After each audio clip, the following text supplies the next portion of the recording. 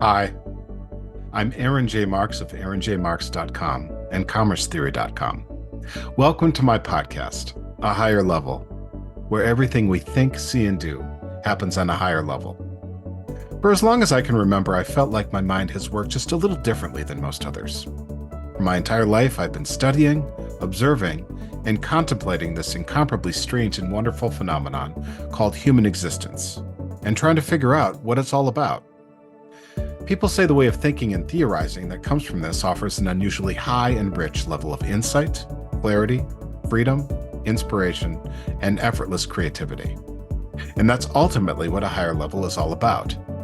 The insight to understand how life works, the clarity to see where to go next, the freedom to go there, the inspiration to find joy and wonder along the journey, and the creativity to honor your particular brand of human genius.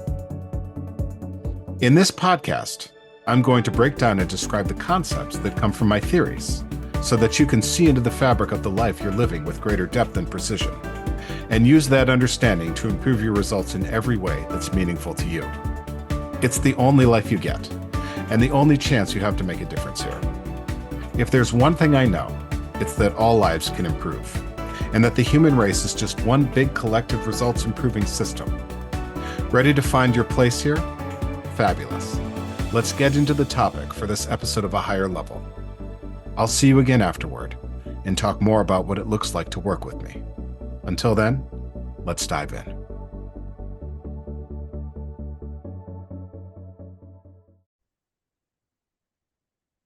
Hello, everyone. This is Aaron of aaronjmarks.com, and welcome to another episode of A Higher Level, my podcast where everything we think, see, and do happens on a higher level. And we're in season 2. It's the first series of season 2, and it's about the facets of my work that distinguish me in the coaching, consulting, and advisory field. Um, so number 4 is that I'm a finder and inspector of narratives. And here's how I describe that. I uncover the stories that drive people subconsciously and bring them to the surface for examination. I honor and delight in the beauty and meaning of these stories while productively reframing them to help people move forward in a positive direction. So let's think about existence. Let's think about reality for a bit here.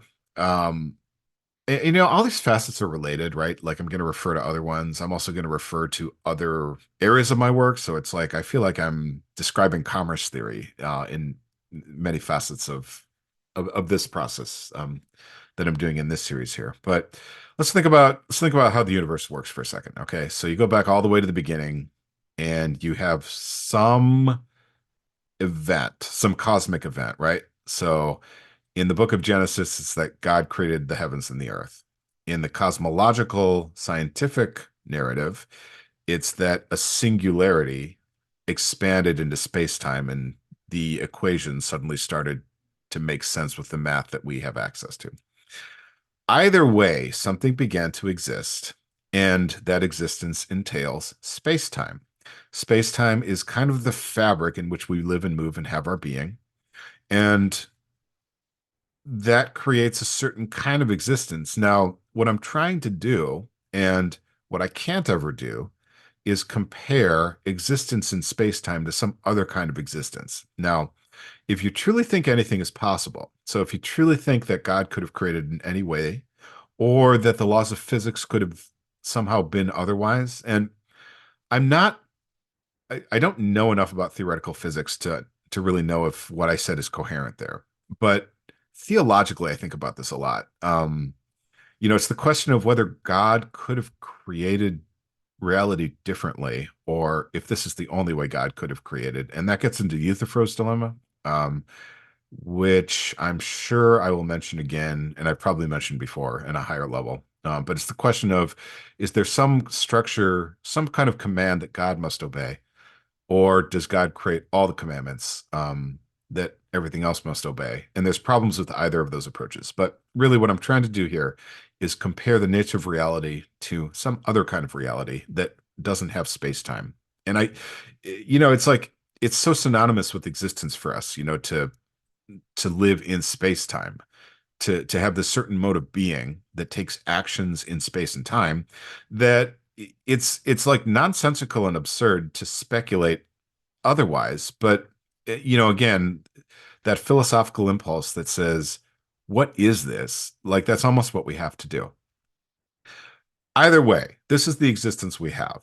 It seems to have a beginning. All the stories say that. And so there was a first moment, and the moment, existed in space, right?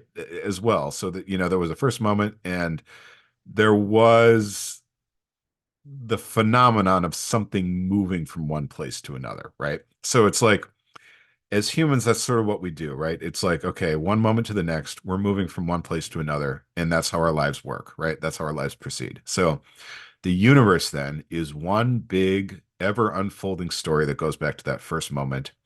And you have a subjective experience of this, which gives you a personal story in all of this. Now, not only that, you have a bunch of social groups that also have a collective story within this. So it's like if you think about your family, there's a story there. If you think about your city, there's a story there. If you think about your country, there's a story there.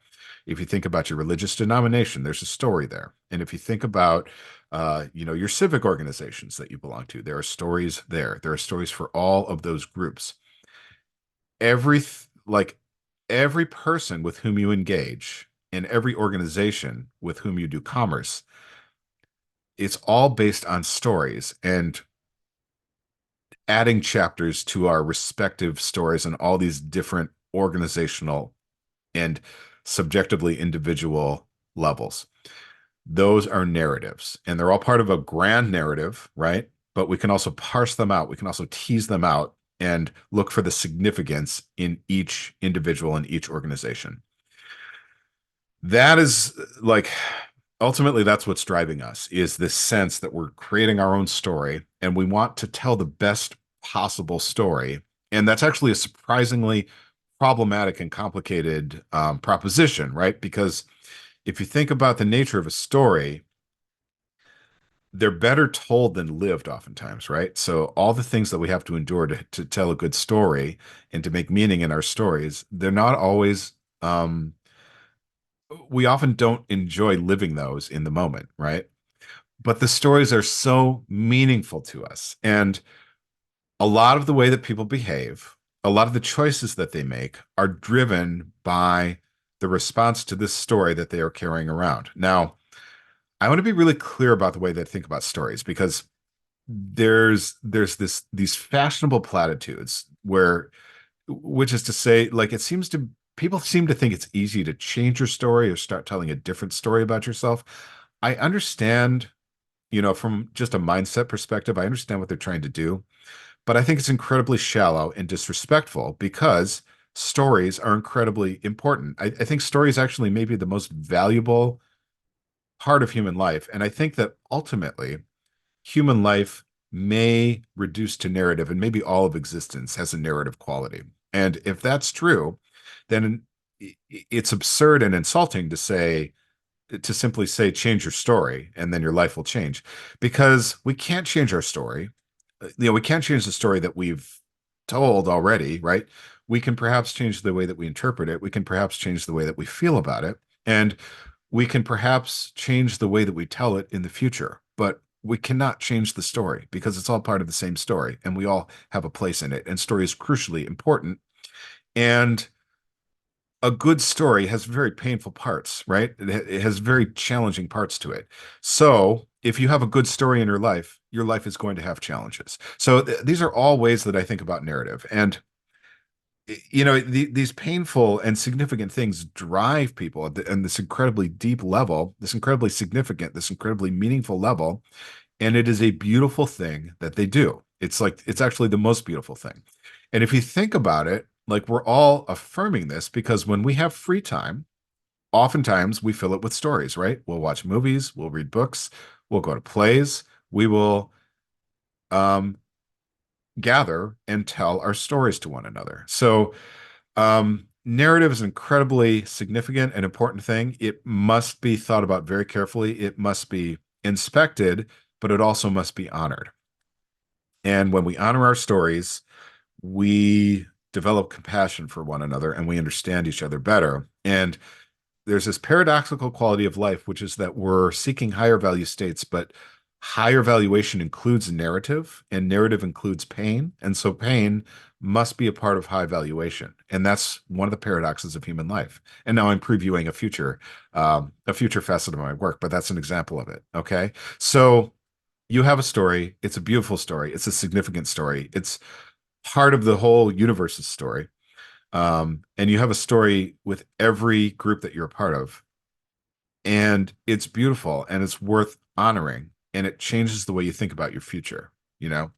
And that's just another part of that story. And you will have hard times and you will have challenges and you will have pain. But no story worth telling uh, is exempt from that. And so ultimately life is beautiful because it has a narrative quality. All right, so I'm a finder and an inspector of narratives. Aaron of aaronjmarks.com, visionary purpose coach, metaphysical leadership mentor. I've been trying to avoid saying that in this series, but that's indeed what I am. All right. Hope you enjoyed that part. That was part number 4, a finder and inspector of narratives, facets of my work. I'll see you in the next one.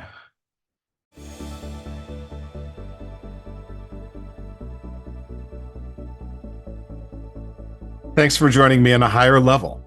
If I've done my job right, you're seeing, thinking, and acting differently, with more clarity, more decisiveness, more intention, more success. The current state of your life is just a set of results, and they can all be improved. Doesn't matter whether it concerns yourself, your family, your friends, your community, your workplace, your investments, your world. Behave differently, act differently, communicate differently, and your results will change, guaranteed.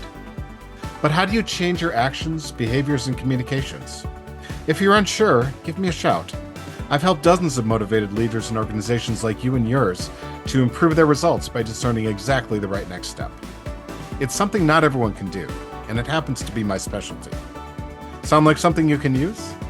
Learn more about me on all my media channels, and reach out to start your own conversation and improve your life in every way. There's nothing like it. And you're worth it, because if you're not, then no one is. Thanks again for joining me at a higher level. I'll talk to you next time, and we'll continue to see, think, and act on a higher level. Until then.